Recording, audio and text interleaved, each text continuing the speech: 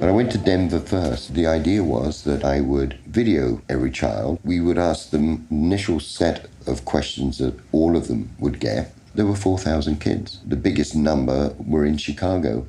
The first thing I remember, I'm 4 years old, and my parents talking in the kitchen, something about sending my picture in, and now we had to go to Chicago for an audition. We're underdressed, and there's so many kids there, and you know, we don't have a chance. And I said, "Hi, are you Danny?" And he wouldn't answer. For some reason, I got down on my haunches, you know, to get myself on the same level, and said, "I'm Leon, it's all right, you know why you've come here." He was sitting in a chair like that. And his mum was saying, "Come on, Danny, we've come all this way, what have you." And suddenly he said, "Okay." And so he took my hand and we walked into this room. Then we sat on a chair about a foot away from each other and just stared at each other like this.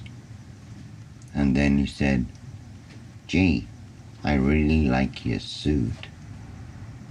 And that was it.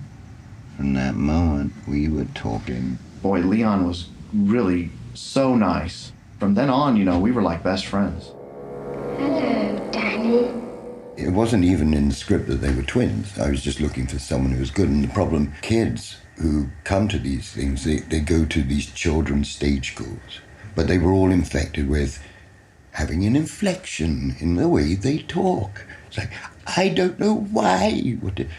And you kind of thought, you know, but I was getting really, really desperate. And suddenly on the very last day, this woman brought these two girls into the room and they were twins. And the first thing that went through my head was Diane Arbus, famous photograph of these twins who look a bit weird. So I did about 10 takes of them doing this. And I went running onto stage. I got him, it's the Arbus twins. And he looked at me and just said, "Well, there's no question, is there?"